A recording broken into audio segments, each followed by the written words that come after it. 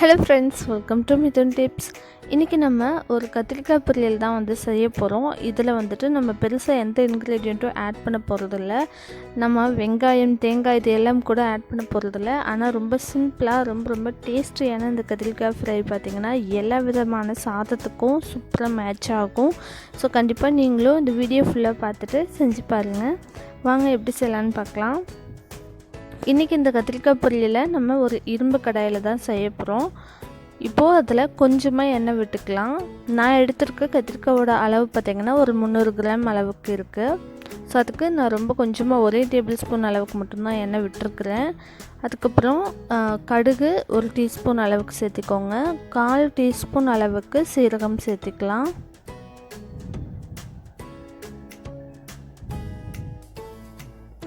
இப்போ இது ரெண்டும் நல்லா பொரிஞ்சதுக்கப்புறமா இதில் 2 கொத்து கருவேப்பிலை சேர்த்துக்கலாம். இந்த கத்திரிக்காய் ஃப்ரைக்கு பார்த்திங்கன்னா கருவேப்பிலை நிறையா இருந்தால் நல்ல மணமாக இருக்கும். ஸோ 2 கொத்து அளவுக்கு சேர்த்திருக்கிறேன்.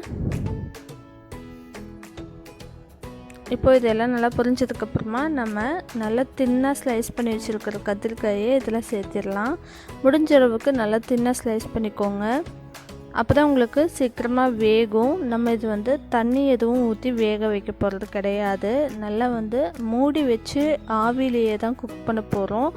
எண்ணெயும் அதிகமாக விடலை. எண்ணெய் அதிகமாக விட்டால் கூட எண்ணெயில் ஃப்ரை ஆகும். ஆனால் நம்ம எண்ணெய் கொஞ்சமாக விட்டு முடிஞ்ச அளவுக்கு ஆவிலேயே தான் நம்ம வேக வைக்க போகிறோம். இப்போ எவ்வளோ தின்னா முடியுமோ அவ்வளோ தின்னா ஸ்லைஸ் பண்ணி சேர்த்திக்கோங்க. இப்போ எண்ணெயில் நல்லா இதை கலந்து விட்டுறலாம்.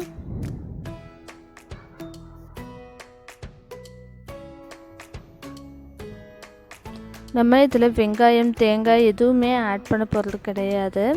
வெறும் கத்திரிக்காய் மட்டும்தான். அடுப்பை மீடியம் ஃப்ளேம்லேயே வச்சுக்கோங்க. இப்போது நான் 1 டீஸ்பூன் அளவுக்கு கல்லுப்பு சேர்த்திக்கிறேன். நம்ம கல்லுப்பு சேர்த்து வதக்கும் போது இன்னும் கொஞ்சம் சீக்கிரமாக வேகும். இது அதுக்கப்புறமா மூடி வச்சுருங்க.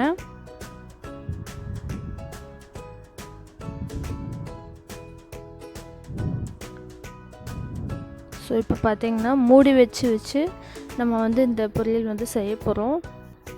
இது ஆவிலேயே குக் ஆகிறதுனால சீக்கிரமாகவும் குக் ஆகிரும், நல்லா சாஃப்டாகவும் குக் ஆகும்.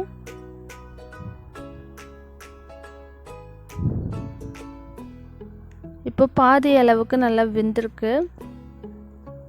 இப்போது இதில் நம்ம மசாலா தூள் சேர்த்திடலாம். மஞ்சள் தூள் சேர்த்திக்கலாம் ஒரு 1/4 டீஸ்பூன் அளவுக்கு.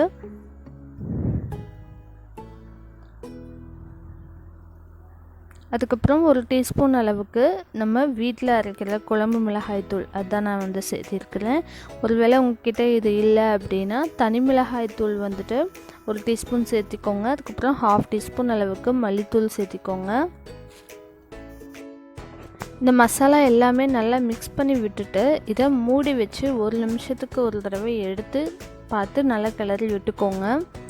இது பார்த்திங்கன்னா நல்லா அந்த கத்திரிக்காயோட தோல் எல்லாமே கிறிஸ்பியாக மாறணும், அந்த அளவுக்கு குக் பண்ணிக்கலாம்.